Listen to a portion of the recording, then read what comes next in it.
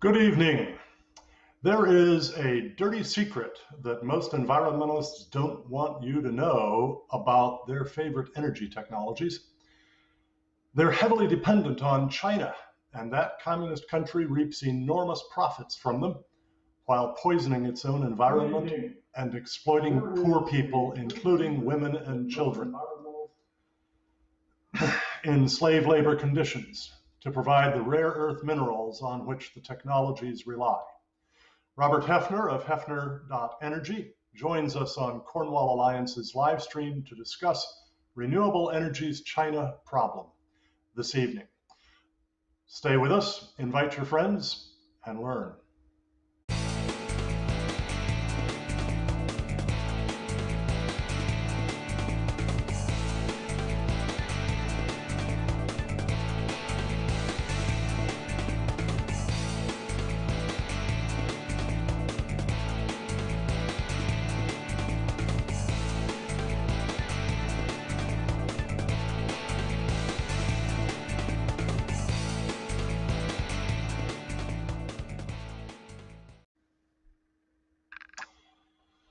Welcome to From the Stacks, the live stream program of the Cornwall Alliance for the Stewardship of Creation.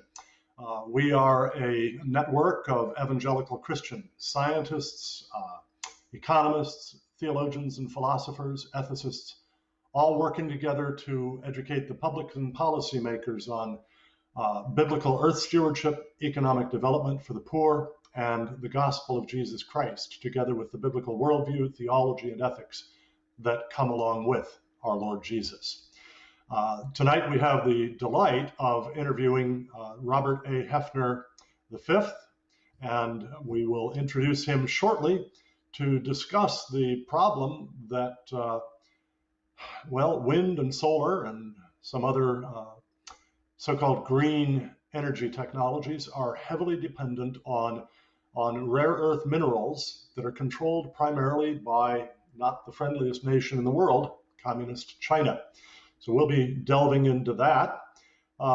Before we get into that, though, I want to just mention to you that the Cornwall Alliance is a nonprofit 501c3 religious, charitable, and educational organization. And donations to it are tax deductible. We depend on those to be able to do our work.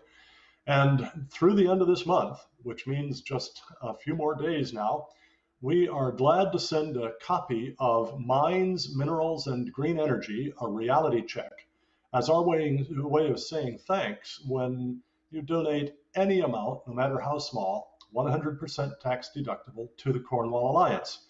To request your copy, just go to cornwallalliance.org, click on the donate button, and as you fill out the donation form, when you come to the comments field, just write in Mines Minerals and then the promo code 21-04, and we will be glad to send that to you.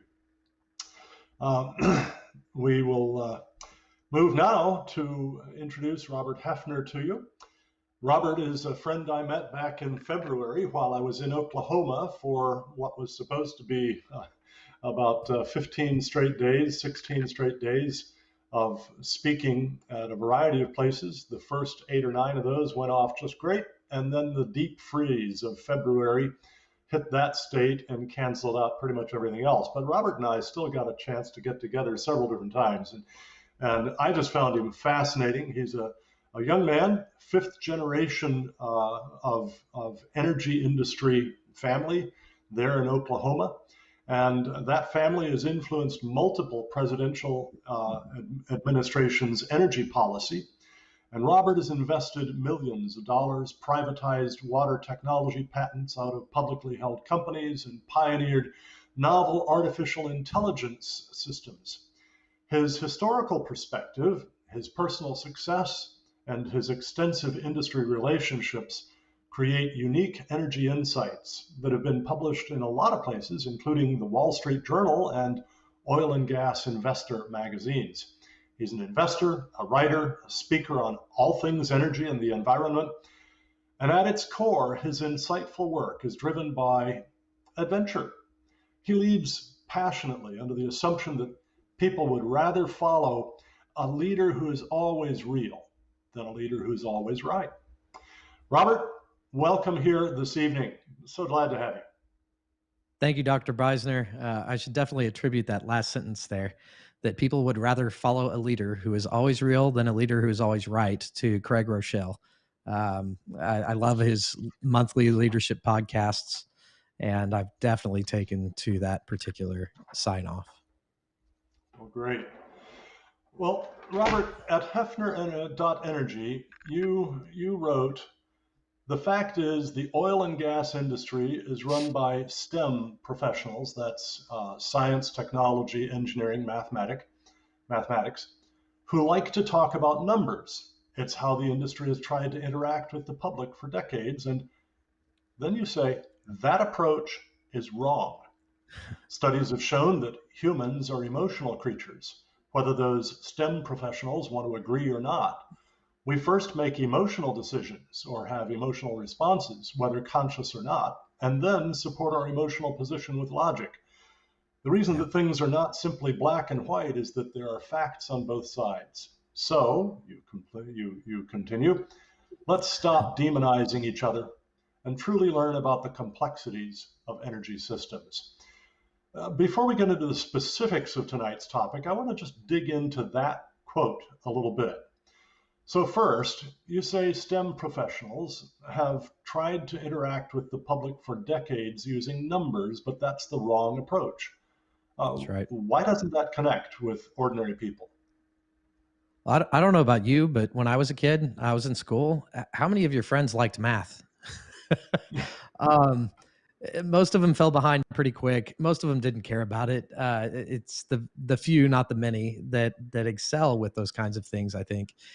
And so it should be no surprise that STEM things, whether it's math, science, etc., those things are not just native to someone, that they love to dig into those kinds of items. So what I like to refer to is maybe the black swan logic, which is no amount of observations of white swans can refute that a black swan doesn't exist. You can literally go around the world for hundreds of years and observe thousands upon thousands of white swans and still not be able to make the statement that a black swan doesn't exist. And all that's required to prove that a black swan exists is a singular observation.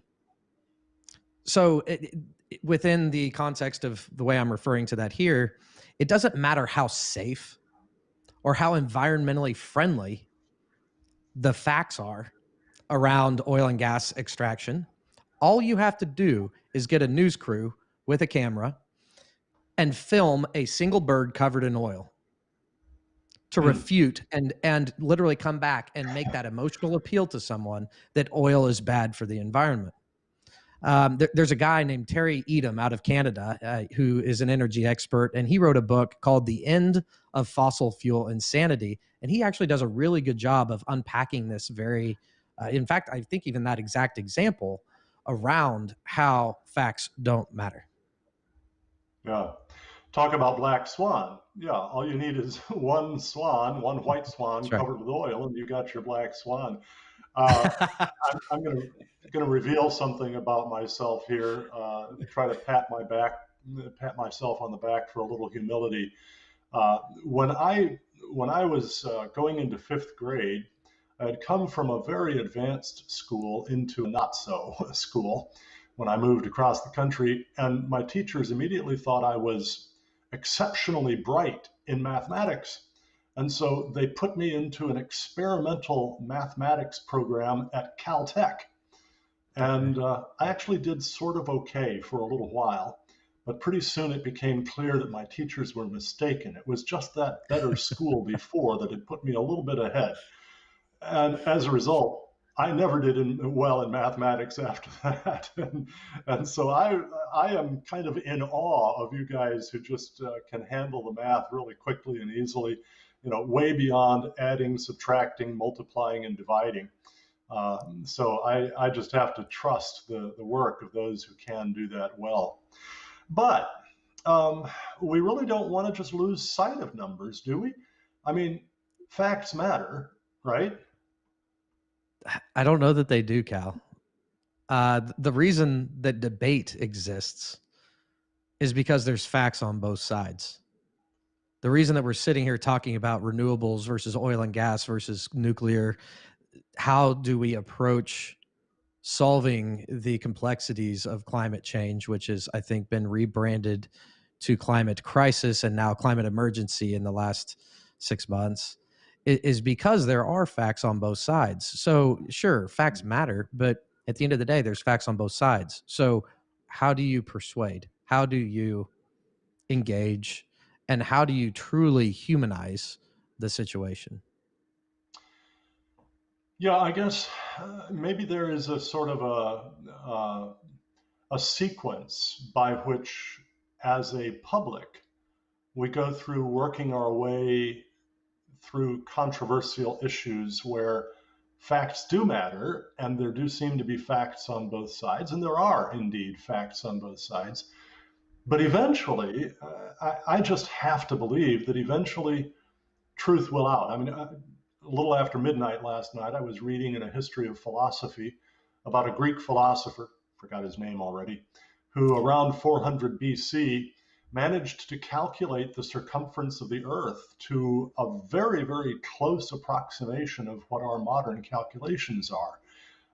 Now, he was laughed at for many centuries, but eventually the facts finally persuaded enough people, and yeah, everybody recognizes that now. I think of Alfred Wegener, who first had the idea of continental drift, and he was just scorned. He was mocked, ridiculed by the vast majority of the scientific establishment for well over 2 decades, until in the early 1960s, little by little, all the evidence finally obviously shifted on his side. So I'm among those people who think that we do need to keep hammering the facts, but I think you have a real insight about the importance of addressing people's emotions too, being able to appeal to the things that are rhetorically persuasive, that are visually persuasive.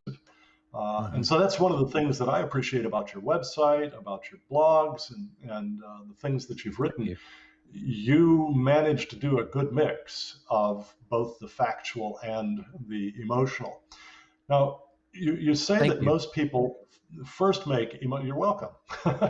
You say that most people first make emotional decisions and then look for Yeah. facts and logic to support them. What are Yeah. the risks in that? Well, I think you have to understand it first. And this is something as a STEM person myself, you mentioned early on you enrolled in school and everybody thought you were very bright in math. Um, as a junior in high school, I had to enroll in college for math because they didn't offer anything for me at the time. And so, I started out without any kind of social abilities, hanging around kids that were very much more mentally developed than myself, trying to learn math in a social environment in college. And so, as a junior in high school, right? My whole life, I lived believing that you could literally prove something to someone. You could literally take a mathematical proof, put it in front of their face, and they had no choice but to accept it. And I approached life that way, even for many years, until in the last, I think I've only read his book 2 years ago. It was a book called Never Split the Difference. It was written by Hmm. Chris Voss. And Chris Voss was the FBI hostage negotiator worldwide, who put all of Harvard's psychiatrists and everyone else who was in the very respectable and lauded debate club or whatever you're going to call it at Harvard. He was putting those people to shame, and they kept asking, "How are you doing this?" And it was around emotions. He was beating Hmm. them because of emotions, not because of facts, not because of necessarily logic. And there was a study that he had in that book that said, I think there was maybe 100 people. The number's not relevant necessarily, other than it was a very small amount of people. And they had all had lobotomies to the emotional cortex of their brain. Hmm. And through Hmm. that study, they asked these people, how do you get dressed? They could explain to you how to get dressed. They could explain to you very logical sequences.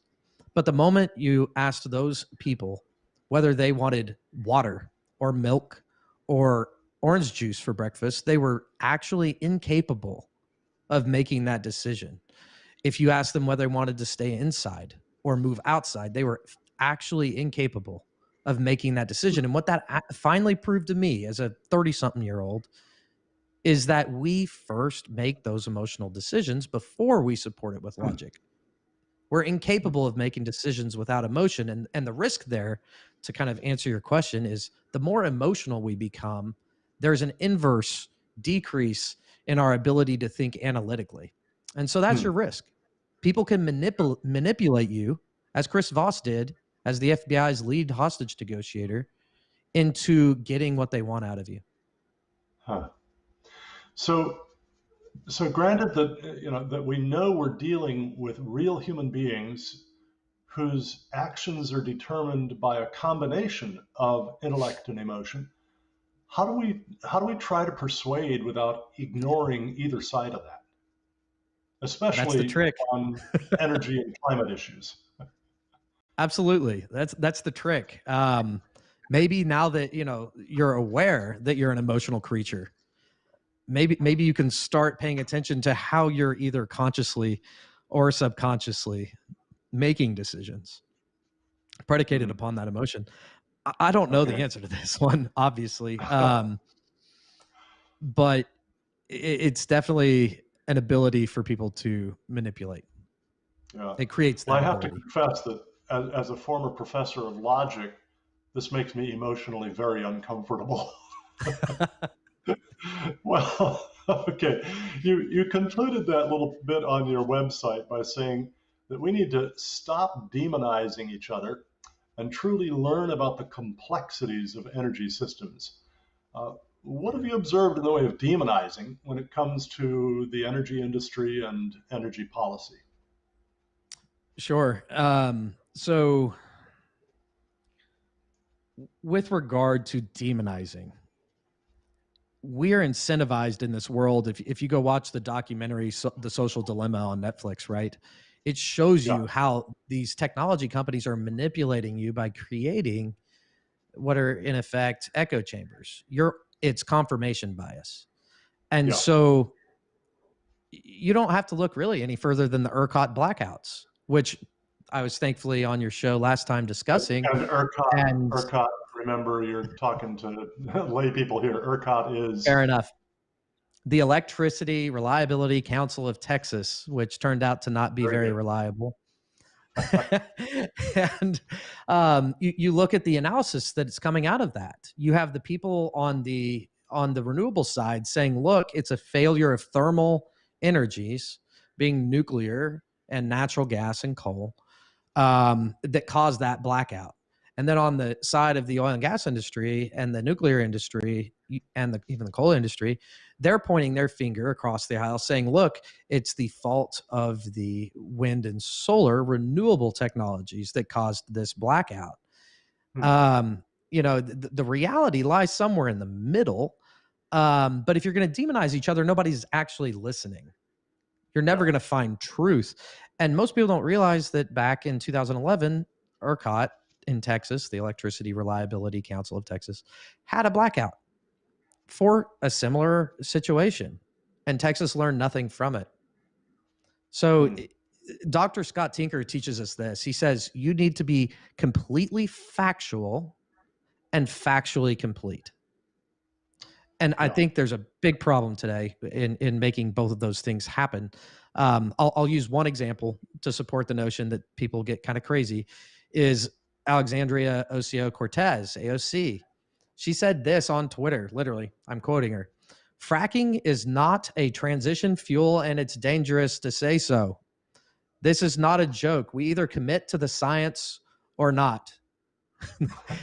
Well, fracking's not a fuel to begin with, so good for her. She needs to probably look at the science. A little bit. Yeah, right.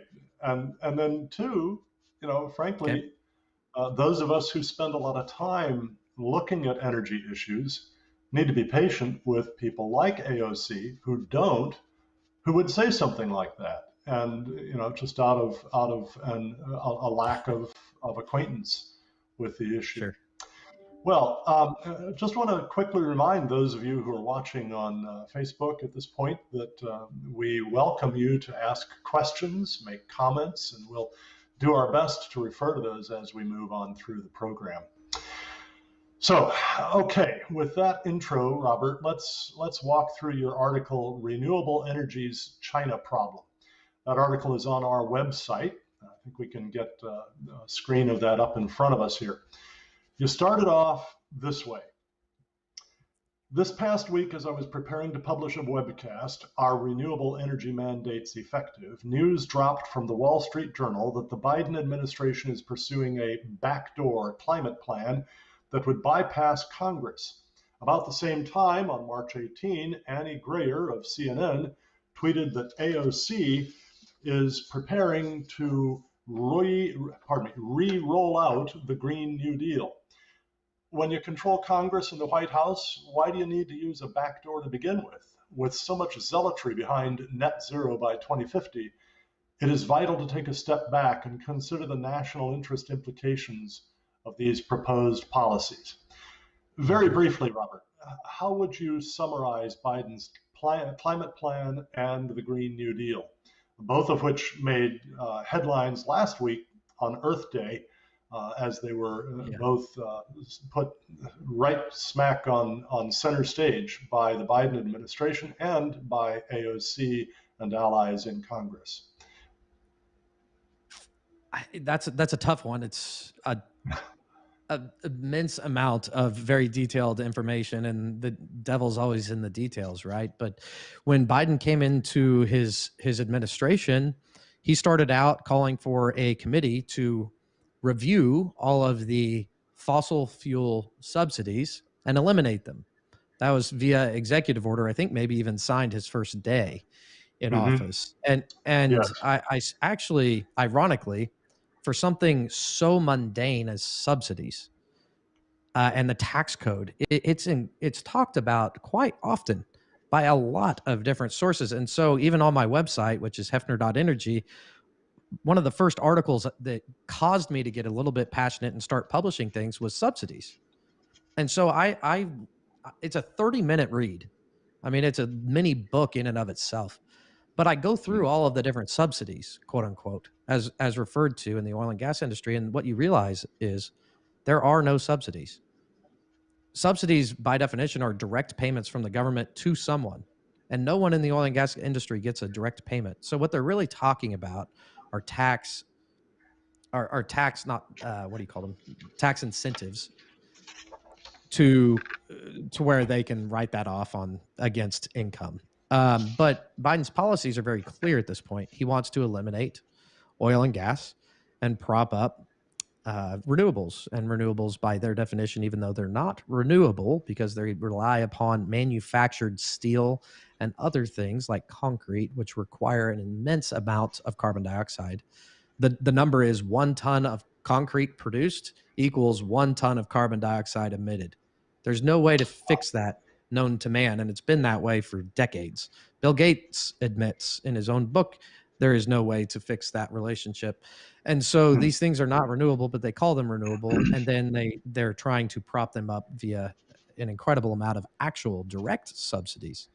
So to characterize Biden's climate plan, it's a socialistic response to a problem that's going to create sovereignty issues for the United States.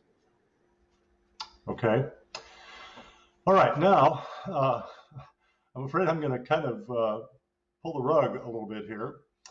Sounds good. Although you said on your blog, as we discussed a bit ago, that people make their decisions first based on emotions and then go looking for facts and logic to support them. In this article, which we published on our website after you published it on yours, and it's a very, very good article. I loved it, right? Thank you. I know where this is going. You immediately list 7 facts. That's right. Over those facts. And first, how come the emphasis here on facts when emotions seem to be in the driver's seat? You know, maybe the easiest thing to do is to go to the header first before the facts, right? The header is Renewable Energy's China Problem. That was a use of emotion. Americans don't like China, and we don't like communism in this country. So I actually At least first some of was us don't playing upon anyway. emotion before I jumped into these facts. But you're right, I led off with them. And the thing is, people like bullet points. They like something that's easily digestible, and I try to Yeah, provide that up front in a way that makes people understand that I'm not trying to come at this with "you're the demon." It's yeah, just this isn't oil and gas versus wind and solar. This is a country, the United States in the West, that's predicated upon freedoms, liberty, individual liberties against a country that believes, in essence, the exact opposite. And the only two ways that through history I've found that you can motivate people is through either coalescing around an idea that is so noble that they coalesce around it, or finding a common enemy. And so the enemy is not Americans versus Americans with oil and gas and wind and solar. The enemy is literally China at this point. These are people that are infringing upon sovereignty of other nations. Look at Hong Kong, the European Union, and I think the United Nations, for the first time since maybe 1970, I forget what the date was, called what they were doing to their own people in Xinjiang, however you say that city, as genocide.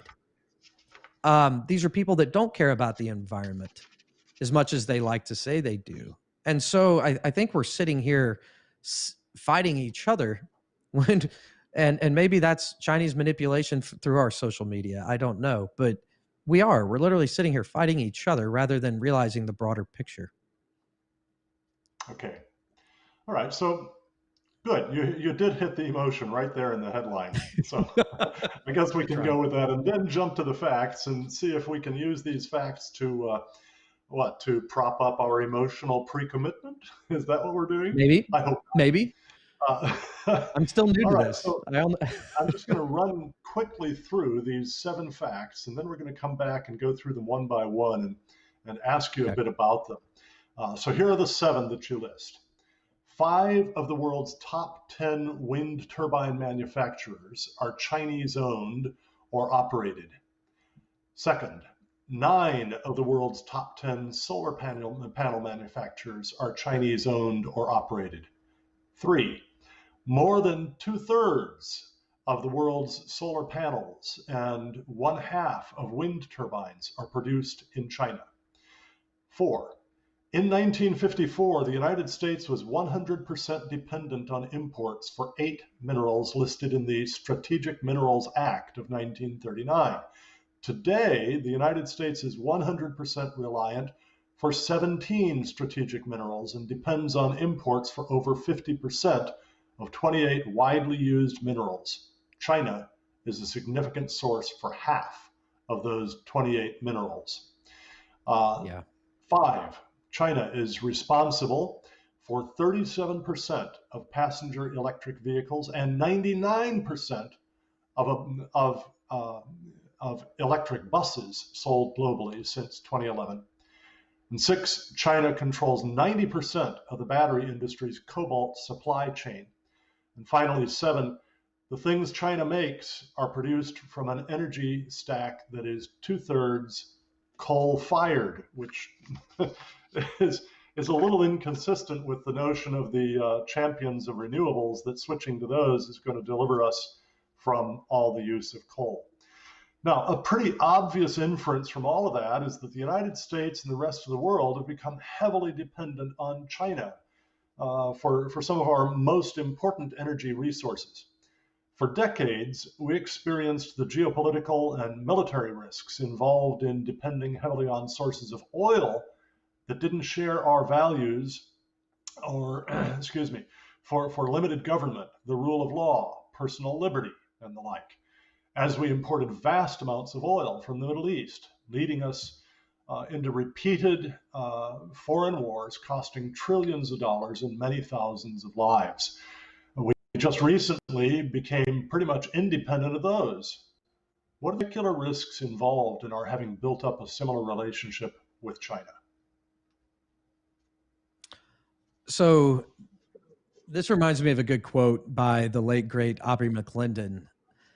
He said, I do not think it's wise to substitute a dependence on foreign oil for a dependence upon Chinese batteries. He had a lot of wisdom in those words. And the reality is, if we, at least Saudi Arabia, if we want to talk about Saudi Arabian oil, they're not as antithetical to Western democracy as a actual communist regime is.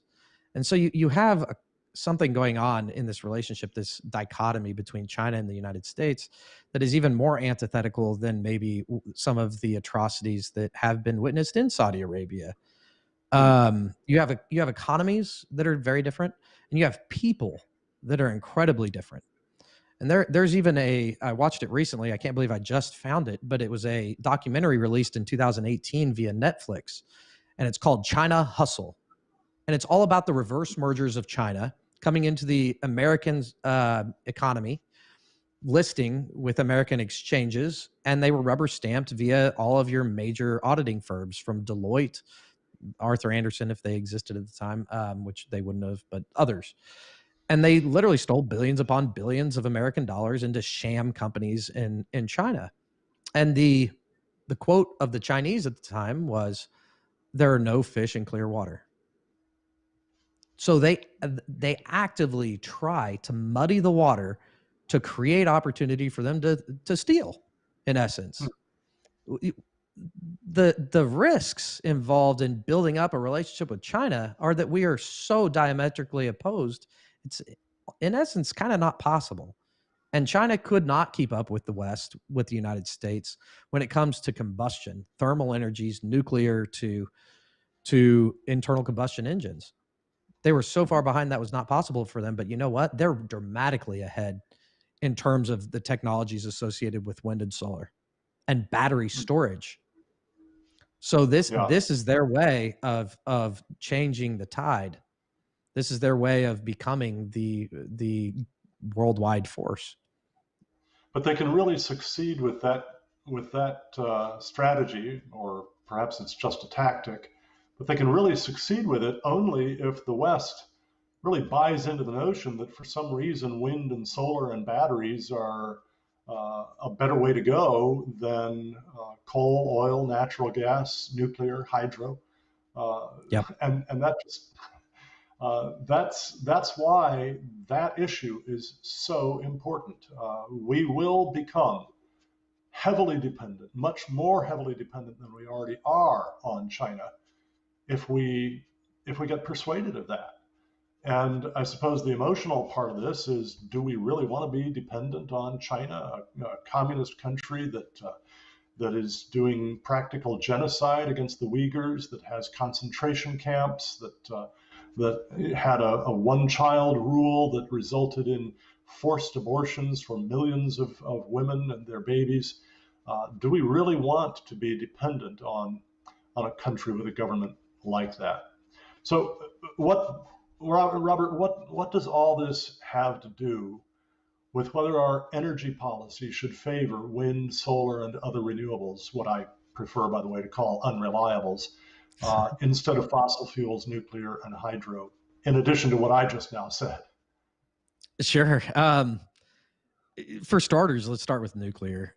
What an incredible fuel. And I'm sure we'll talk more about it. If we don't, it's fine. But energy density matters. And nuclear's energy density is incredible. And it's incredibly safe.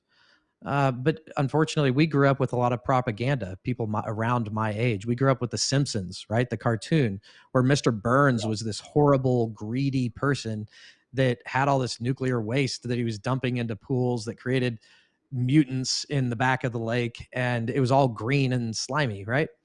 I mean, that's what we grew up with. That's what taught us what nuclear was. And even today, unfortunately, in a great series called Chernobyl on Netflix, a documentary-ish style film that had multiple parts, they at one point in that film, they say, I don't know what it was, nuclear reactor number 5 has now become a bomb. Well, no, that's not how nuclear reactors work. They aren't enriched to that point, and it's not possible for a reactor to become a bomb. Yeah. So there's so much misinformation around nuclear. It's very sad because it is truly an incredible fuel. And to that extent, I think the Democrats have even admitted it because the Democrat platform, for the first time since 1971, now includes nuclear. Yeah. But we keep trying to do a one size fits all policy in this country, and that's never going to work. We need to move away from that to begin with. Wind's Yeah. not going to work everywhere. Solar's not going to work everywhere. Oil, natural gas, coal, they don't all work everywhere. And we need to quit making it try to work everywhere. Quit trying to fit that square peg in a round hole. Okay. All right. Um, in my short book, Is Capitalism Bad for the Environment?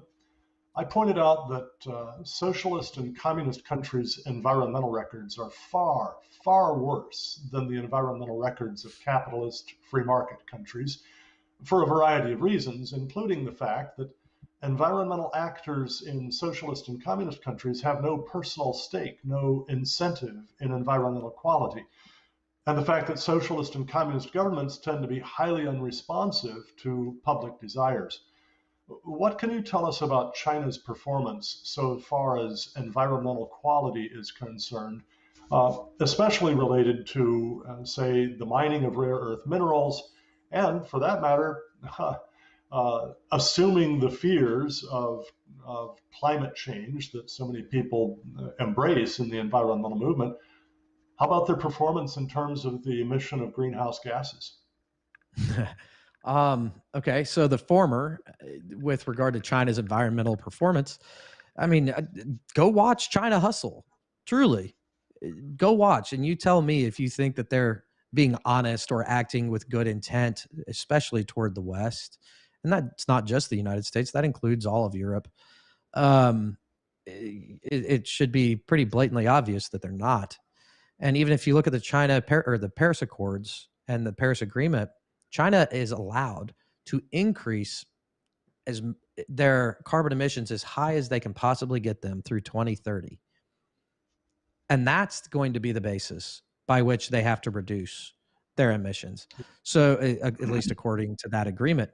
And so they're heavily incentivized to dramatically increase their carbon dioxide emissions so that they have something that's extremely high, hopefully, in their view, that they can reduce from and say, look at us, we're so great. Yeah. But the problem is, we live in one atmosphere. And if you really believe in a climate emergency, as they're trying to tell you it is, or climate Yes. crisis. The world, we're imperiled, and this population of Earth is going to die tomorrow if we hit 2 degrees Celsius warmer. If you believe in that, and you believe it's a true crisis, why are you going to allow a country like China to emit into the atmosphere that we emit into?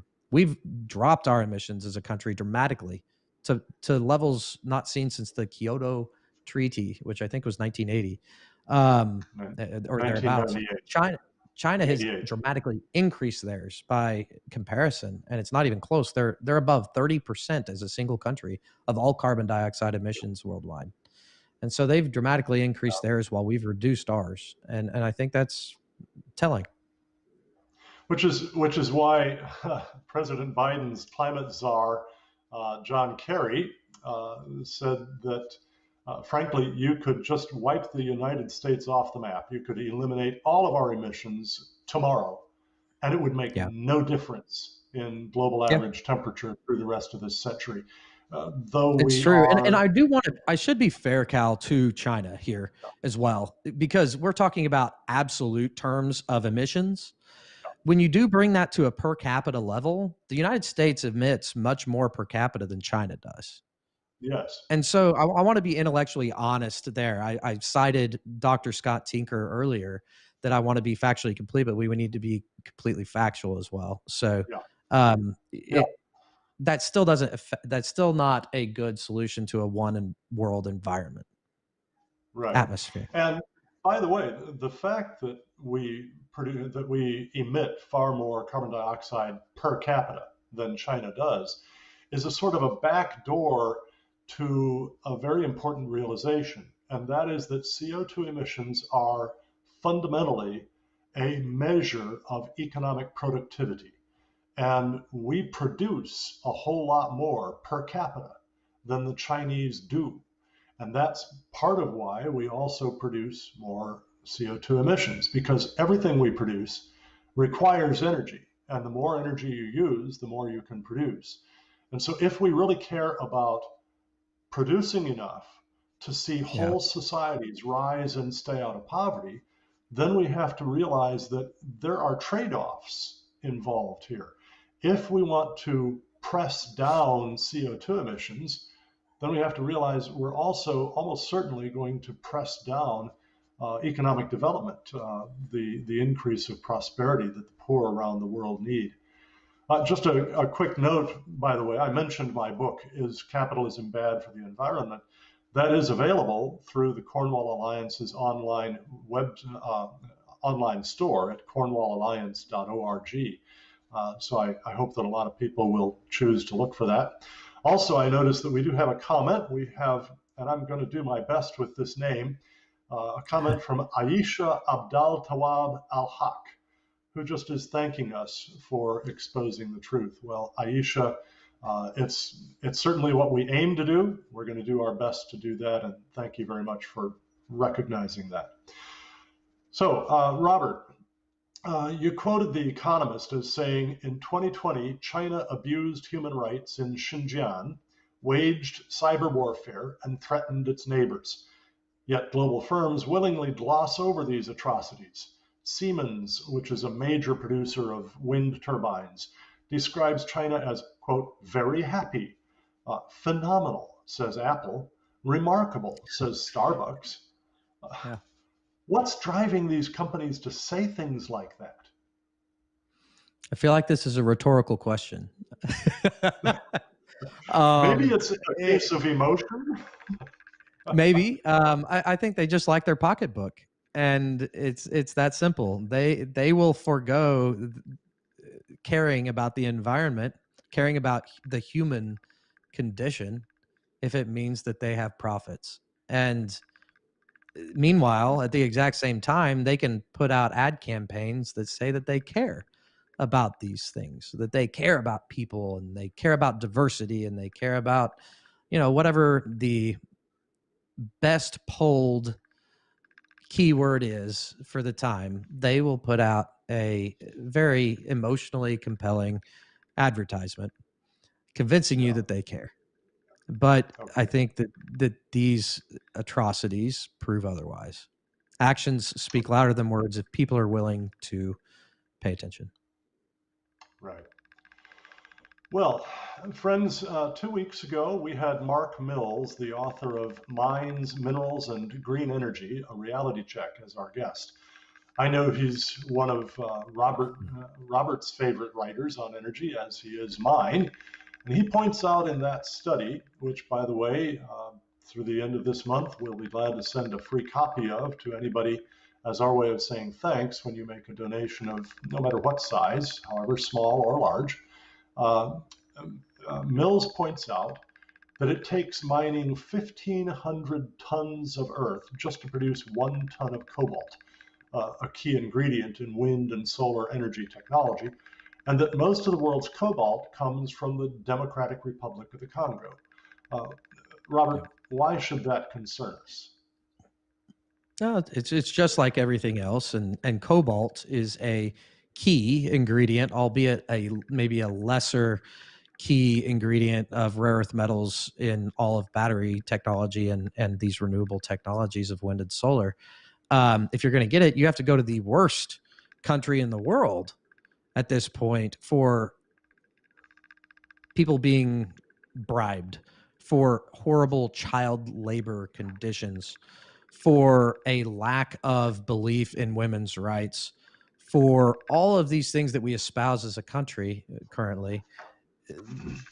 This country, the Democratic Republic of the Congo, is the exact opposite. And there's no other place to get it. The vast majority of cobalt in the world is mined in the DRC. And as you heard in his book, 1,500 tons of earth moved. That takes a lot of energy, by the way, to move 1,500 tons of earth to produce just 1 ton of cobalt. And so it should be pretty obvious what the impacts are of the human condition, but also upon economics. That cannot be profitable. Moving 1,500 tons of earth to get 1 ton of cobalt if it's not done through coercive tactics. Mm, mm. You also report that a single electric vehicle battery requires mining, moving, and processing 29 times the material that the total 29 times the material than the total petroleum an internal combustion engine uses over its useful life. What are some other considerations that should come into play when comparing the costs and reliability of conventional versus renewable energy systems? Costs and reliability are not necessarily synonymous. So let's break those up maybe. Right. Cost.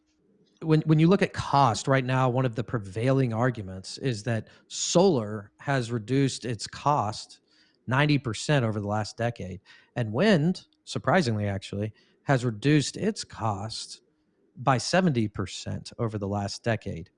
These statistics are used to convince you that wind and solar are more competitive than natural gas electricity or electricity derived from natural gas or coal or even nuclear. And they use a term and a basis called levelized cost of energy, LCOE. The problem there Yeah. is on the cost side, LCOE does not account for intermittency at all, or the backup required, the cost of the backup required to support those technologies. So it's a false value to begin with, and they're using this to tout that certain fuels are cheaper than other fuels. That's just not true, particularly to the consumer. Look no further than Germany, where the cost per megawatt hour is well above $30 by comparison to Mm. Oklahoma, where it's 7. California, with their policies, they've dramatically risen. They're approaching $20 per megawatt hour, which is still far lesser than Germany. So cost is one thing. Now, reliability is entirely something else. Wind and solar are simply not reliable. And even the low carbon advocate, who I have a lot of respect for, Jesse Jenkins out of Princeton University, who's been cited very often lately, he even calls wind and solar reliably unreliable. So it's not like the left and the right are fighting about reliability. They're not. The people are just using different facts to support their position. Okay. You also discuss the really important matter of energy density. We'll get into some specifics about that in a moment, but first, just define that term for our audience. What is energy density? Oh, brutal. I'm on a computer, so I can go look this up. What is the energy density definition? Let's see here. Energy density on Wikipedia says it's the amount of energy stored in a given system or region of space per unit volume. Okay, so unpack that a little. Energy density is the store of energy. So it's potential energy, I guess, in a way. There is no potential energy in a wind turbine. There's no potential energy in a solar cell. In a barrel of oil, you can literally store energy, potential energy. The reason that you have to have batteries is because wind and solar don't store anything. You have to store it in somewhere, and they're trying to store it in a battery. Meanwhile, if you produce a barrel of oil, it stores itself. So energy Hmm. density matters because of the requirement upon land use. And so and I'm using rough numbers here, but coal is one thing, but oil is another, and oil is twice as energy dense as coal.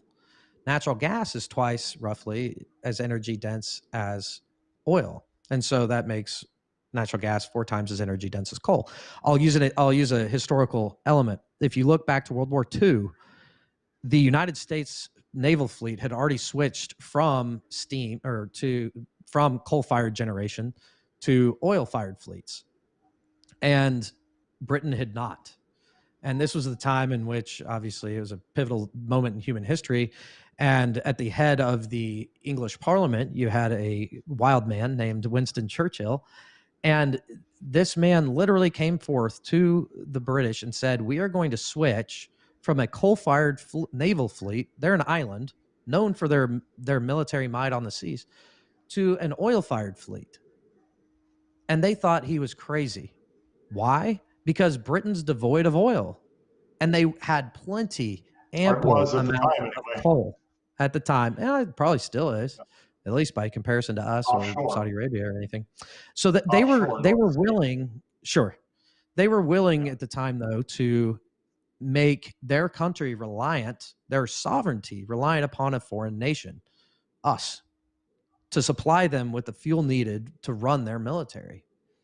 That's a Yeah. big deal. And why did they do that? They didn't do it because it was fun. They did it because oil provided incredible amounts of benefit over coal. And one of those is that it takes a heck of a lot less space to store oil than it did coal. There also wasn't combustions and bomb, coal smoot was a bomb in essence on a ship. And if you didn't deal with that properly, the ship would blow up. You didn't have those issues with oil. Moreover, it was the first time that a submarine ever ran silent, and it could go further with less and faster. So the benefits were all off the chart. Same with natural gas to oil, but it's that energy density element that really creates all of it. And you When you look at mentioned land use, go ahead. Sorry. you mentioned, Robert, the comparative densities of coal and oil and natural gas. Right. But what about also comparing their densities with the densities of wind and solar? Now, turbines, as you pointed out, don't have energy stored up in them, and solar cells don't.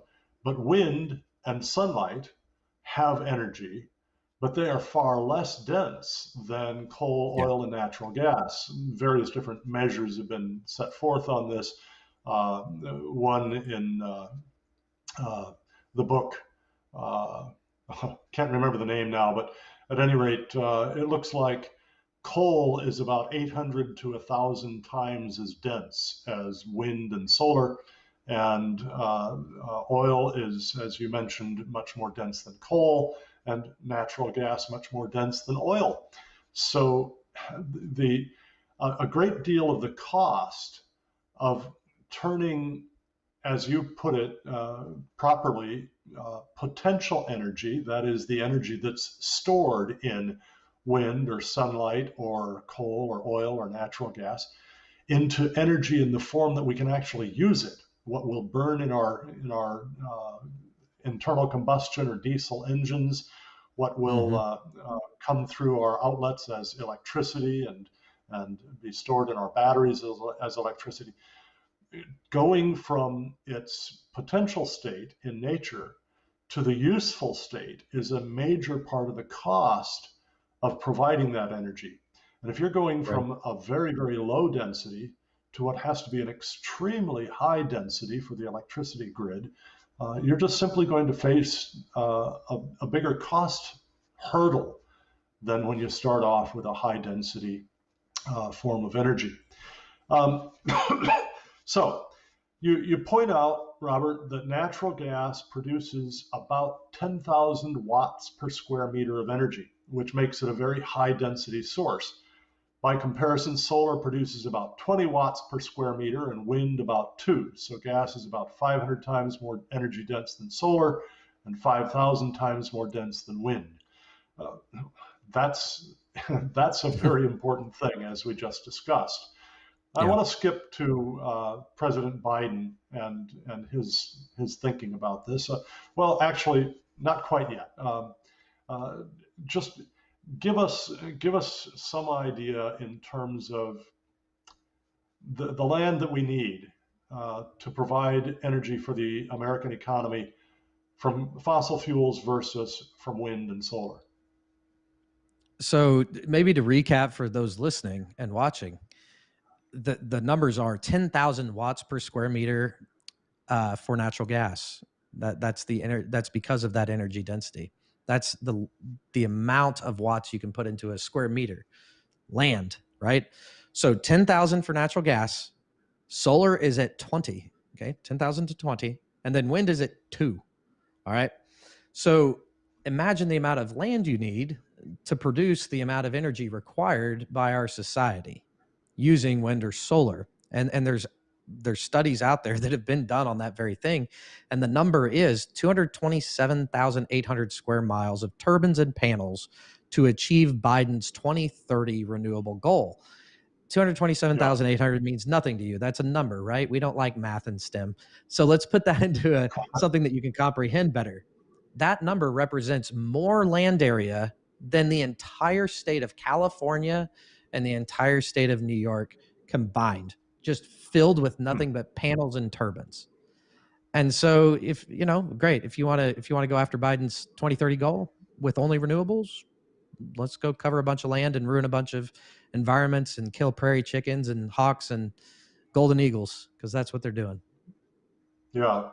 Yeah. And in fact, Harvard released a study last summer that concluded that if we wanted to provide all of the electricity that we now use just from wind turbines, we'd have to have wind factories, not wind farms, by the way, wind factories covering essentially all of the land in the United States from the Atlantic to the Mississippi.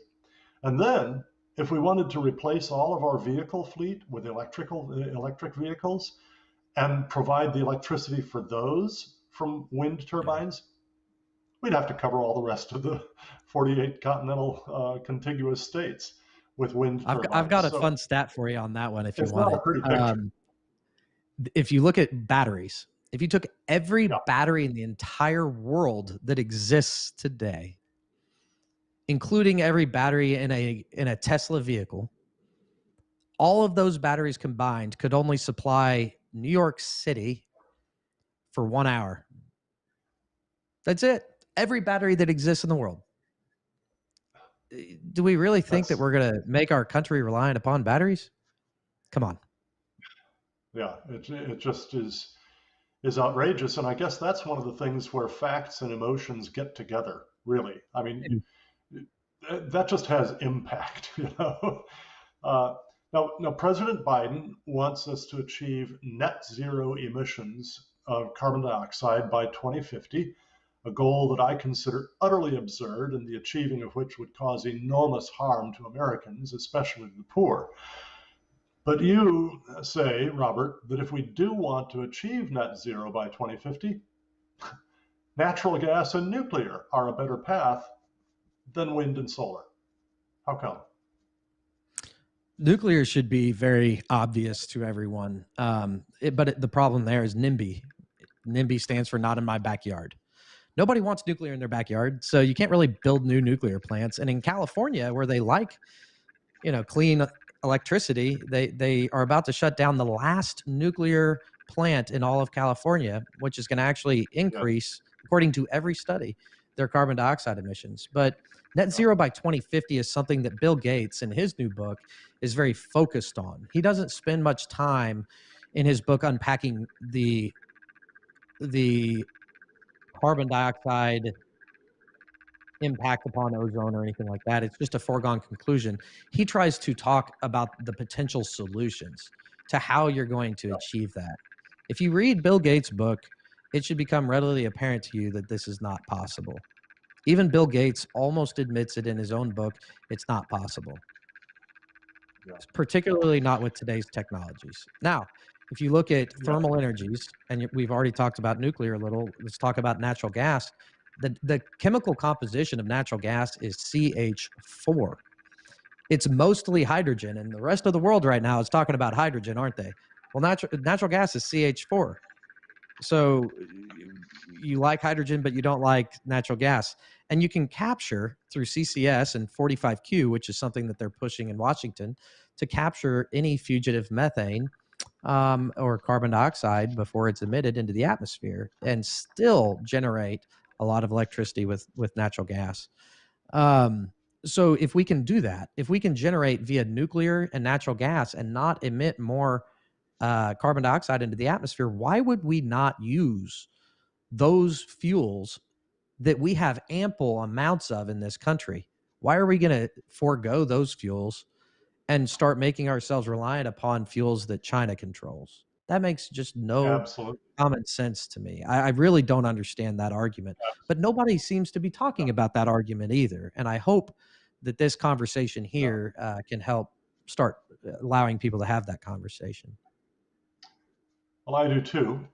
Before we go on to just the last bit of your article, I want to pass on a comment from Mary Kay Barton, who's very much involved in the efforts, especially in upstate New York, to oppose the imposition of wind turbines on the rural areas there. Mary Kay says, Okay. all those miles and miles of wind turbines still would not provide reliable power. It's nothing but a massive tax shelteration scheme. You also have to include the massive civil and environmental destruction left in the wake of these sprawling, bird slaughtering industrial wind factories. There's a good combining of facts and emotion, isn't it? Yeah. Mary Kay, thanks for posting that. And I have been watching for years what you are doing up there in upstate New York, and admire very much how you and many other citizens are fighting the good fight against powers that are not really paying too much attention to the actual needs of their constituents. Well, back to you, Absolutely. Robert. You closed your article with this question. If there's reason to believe we can utilize our abundant and energy dense natural resources to combat climate change, why then do we seem so eager to place our national sovereignty in the hands of an increasingly imperialist communist China? Now, I know it might be speculative, but can you suggest reasons why the Biden administration seems so eager to do this nonetheless? No. I mean, we can speculate with crazy conspiracy theories all over the place. From they've infiltrated the Biden administration, and there's some truth to that, right? The Are you a Department of conspiracy Justice hunter? has. Sorry. Are you a conspiracy hunter? Pardon No, the but pun. it's funny that conspiracy theories seem to be coming true more often these days. Um, I'll point to the energy industry here in Oklahoma and in Houston. The Department of Justice has actually arrested, and you can go look it up on the Department of Justice website, and indicted Chinese immigrants to the United States here through H-1B and through things like the STEM OPT program that have infiltrated our energy companies, and they've been stealing billion-dollar trade secrets and trying to flee the country to get back to China. They did this to Devon Energy here in Oklahoma City, and they caught that individual right before he was about to hop on a flight out of Houston back to Beijing. That exists. To think it doesn't exist is a little silly. Have they infiltrated the Biden administration? I don't know. Probably not. That seems a little too much. But I think maybe something that I can speak to, which thank you for the previous comment from New York, is I want to engage with the people on the coast. I have a lot of energy IQ that has been built from, I'm the fifth generation in the energy business now. I do have investments in alternatives as well as in oil and gas. So I believe in a kind of an all of the above approach. But to suggest that wind and solar are bad and oil and gas is good, or the inverse of that, is kind of a silly notion. And I really want to encourage everyone that the answers largely are somewhere in the middle. Natural gas plays very nicely with wind. In Oklahoma, people don't realize this. We are over 50% wind in Oklahoma on our electricity stack. That's number one in the country, maybe number one in the Would, world. would you be But that we still without have a low subsidies? energy cost. Sorry? Would you be that without the subsidies, not just tax write-offs, similar to what the oil and gas industry have, but actual taxpayers to corporations subsidies to wind?